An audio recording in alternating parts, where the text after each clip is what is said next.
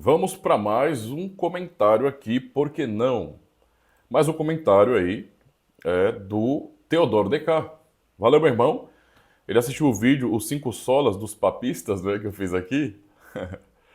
Ele falou assim, aproveitando, faz um vídeo falando um pouco sobre salvação por obras.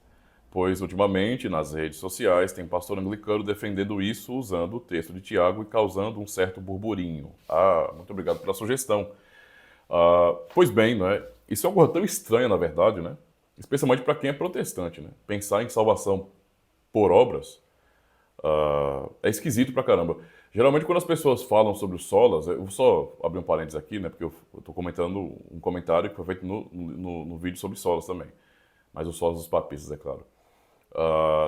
As pessoas, geralmente, algumas pessoas realmente gostam de tratar os solas como sendo algo abrangente e, portanto, qualquer tradição protestante realmente honra o que os solas significam. Para mim, isso aí é má interpretação, é má compreensão, ou então não querer admitir a verdade, admitir que não é bem assim, não. Há tradições protestantes que também, né, são adoradores das boas obras. A realidade é essa, né, como se dependêssemos disso para a salvação. Então, não é novidade que também no meio de protestantes, ou pelo menos evangélicos, né, para fazer uma separação aí, haja pessoas que nunca abandonaram a essência romanista, a essência papista. Essa essência papista continua.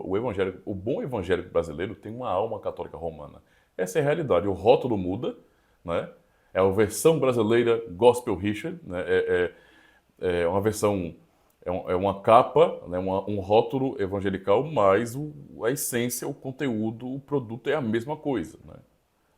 Esse entendimento de que é com o homem mesmo, é o sinergismo, é o homem que faz, é o homem que consegue, é o homem que alcança, é a obediência do homem, que Deus se agrada da obra do homem para salvá-lo. No fim é isso, né? E isso é um problema muito sério, não é? O que é engraçado é que essa tentativa, na verdade, de colocar Tiago como sendo aquele que ensinou a justificação pelas obras, não é uma coisa nova, né? E é claro que no contexto de hoje há essa confusão também. E não é, para mim não é novidade não, irmão, porque, sinceramente, eu iniciei a minha vida evangélica, no meio protestante no caso, evangélico, em um contexto onde se falava muito de graça, mas, tipo, a graça na salvação não tinha graça nenhuma.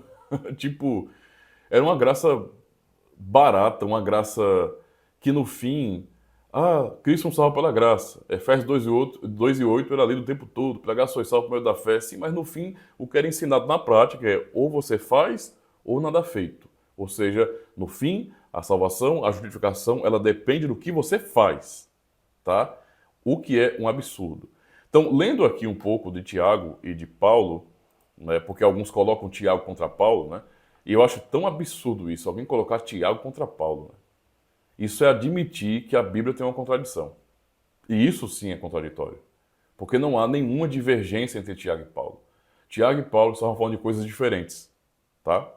Coisas diferentes. Tiago e Paulo se complementam, né? É o que acontece. Eu nunca consegui ler Tiago e Paulo como se fosse uma coisa, como se eles fossem antagônicos. Nunca. Para mim sempre foram complementares. Porque eles estão falando a partir de perspectivas diferentes, certo? Isso é muito claro quando você lê Tiago e Paulo, tá? Então, pensando aqui, por exemplo, na carta de Tiago, né? O capítulo 2, né? E aí, quem tem Bíblia que leia todo, eu não vou ler tudo aqui, mas vou pegar só essa partezinha final. Tiago constrói esse discurso, né? Lembra do capítulo 1, quando ele fala ainda sobre aqueles que ouvem a palavra, não é, mas são enganados, porque eles ouvem e não praticam, né? E aí, quando chega no capítulo 2, ele desenvolve isso de maneira um pouco mais clara, abordando justamente o assunto da fé. A fé sem obras. E o que Tiago está fazendo? Tiago está combatendo a fé sem obras. É o que Tiago está fazendo, combatendo a fé sem obras. Dizendo que a fé sem obras é morta, tá? A fé sem obras é morta. Então Tiago vai dizer, no capítulo 2, por exemplo, verso 19, ele fala: Tu crês que há um só Deus? Fazes bem. Também os demônios o creem e estremecem. Muitas pessoas têm uma fé do diabo, né? Uma fé do demônio, porque só dizem, mas nunca vivem de acordo com a fé, né? Olha o que Tiago tá batendo aí. Verso 20. Mas, ó homem vão, queres tu saber que a fé sem obras é morta? Entende o ponto aqui? A fé sem obras é morta. Aí o Tiago vai usar justamente o exemplo de Abraão, como Paulo usou tantas vezes. né? Em Romanos capítulo 4, em Gálatas capítulo 3. Observe bem. Então, mas, ó homem, queres tu saber que a fé sem obras é morta? Quer saber isso aí? Porventura, o nosso pai Abraão foi justificado pelas obras, não foi justificado pelas obras quando ofereceu sobre o altar o seu filho Isaque? Bem vês que a fé cooperou com suas obras, e que pelas obras a fé foi aperfeiçoada. E cumpriu-se a escritura que diz, e creu Abraão em Deus, e foi-lhe isso imputado como justiça, e foi chamado amigo de Deus. Perceba que Tiago usa aquilo que é comum para o povo de Deus, a compreensão, né, da justificação pela fé com Abraão. Quando Paulo fala sobre isso em Romanos 4, Paulo vai falar de uma maneira em que a ênfase é na justificação, no ponto da fé, nesse sentido. Ele não está pensando nos frutos da fé, mas apenas em que a fé justifica. Não é? É simplesmente uma questão de perspectiva, mais nada.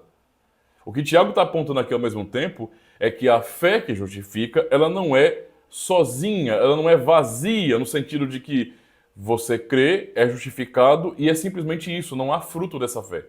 Tanto é assim que faço uma comparação de Tiago 2 com Romanos capítulo 6, onde Paulo vai deixar muito claro que a fé ela tem seus frutos, que a graça tem seus frutos. Que se uma pessoa crê de verdade, que se uma pessoa está em Cristo, essa pessoa, como no capítulo 5 de 2 aos Coríntios, 17, ela é uma nova criatura e, portanto, há uma nova vida, há frutos disso, não é? A pessoa é ressuscitada espiritualmente com Cristo. Se a pessoa é justificada por meio da fé, essa fé tem fruto na vida da pessoa. É simplesmente isso. Tiago e Paulo se complementam. Logo, é absurdo, é anticristão, é papista, é romanista alguém dizer que a pessoa é justificada por meio da fé. Dando ênfase ainda mais a Paulo agora de novo, não é? Já perceberam, já por Romanos, veja, Tiago 2, Romanos 4, não é?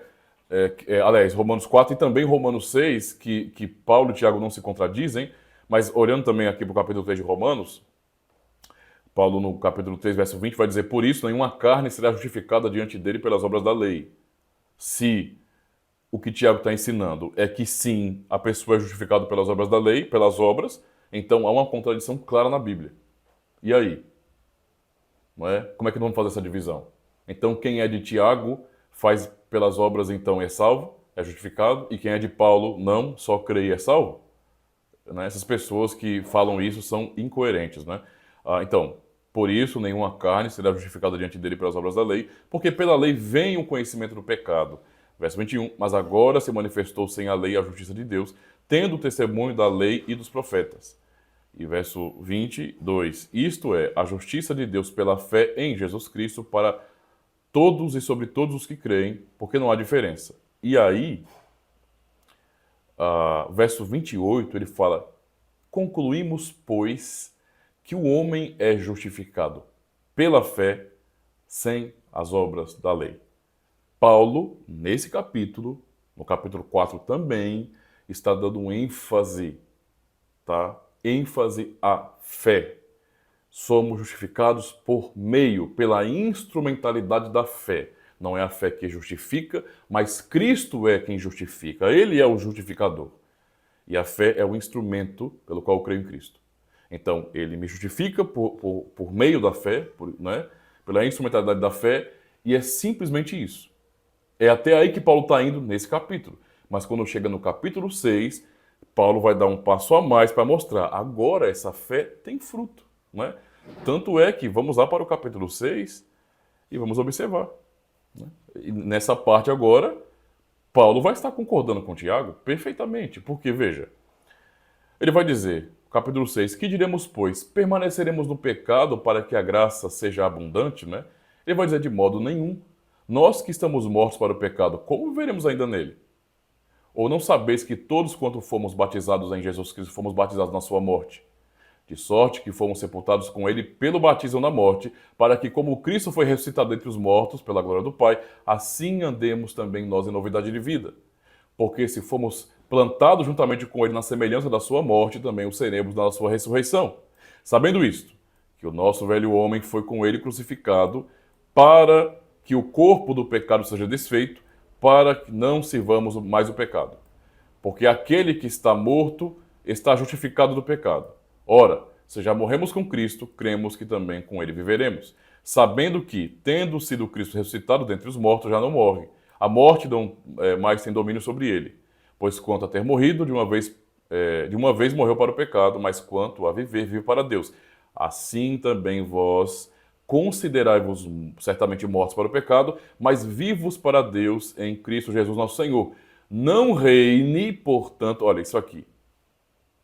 Não reine, portanto, o pecado em vosso corpo mortal, para lhe obedecer às suas concupiscências, não é? Tampouco apresentei os vossos membros ao pecado por instrumento de iniquidade, mas apresentai-vos a Deus como vivos dentre os mortos, e os vossos membros a Deus como instrumentos de justiça. Ok? Ou seja, aqui Paulo concorda totalmente com Tiago nesse sentido. Por quê? Porque ele está apontando agora para os frutos da fé, uma nova vida, tá? Em Cristo. Uma nova vida. Então não há contradição e, portanto, o ensino da justificação por meio das obras é uma abominação, é uma aberração. Isso já foi vencido, tá? E quem está ensinando hoje isso novamente, não é, está subscrevendo, não é, os artigos contra a justificação pela fé do Concílio de Trento. Essa é a realidade, tá? Essa é a realidade. Isso não é coisa de crente genuíno, não. Isso é coisa de papista, não é, de romanista que não tem compromisso com a verdade em Jesus Cristo. Nós somos justificados por meio da fé, e a fé, não é, tem frutos. E esses frutos são as boas obras, não é, que são bem, que isso é bem explicado, né, ou pelo menos é revelado em Efésios 2, verso 10. Tá bom? Que Deus preparou de antemão para que andássemos nelas. Valeu, meu irmão. Muito obrigado aí pela sugestão. Espero ter respondido. E aos irmãos que estão chegando agora, se inscrevam no canal, marquem o sininho também, marquem o sininho e deem o joinha de vocês. Não se esqueçam do joinha. Ajudem com o joinha. O joinha ajuda o canal, beleza? Espalhem geral o canal para todo mundo aí. E se vocês quiserem cooperar com o canal, me ajudando a comprar livros, olha só, rapaz, olha, o pastor aí, o irmão aí tá fazendo conteúdos bons para nós aí, tem muito conteúdo legal e vai continuar tendo conteúdo bom também com fé em Deus, se Deus quiser. E eu acho que eu vou ajudar esse rapaz. Eu vou passar um pix para ele. Se você achar que pode fazer isso e quer, então por favor, né, eu vou ficar muito grato. Beleza? Valeu e até o próximo vídeo.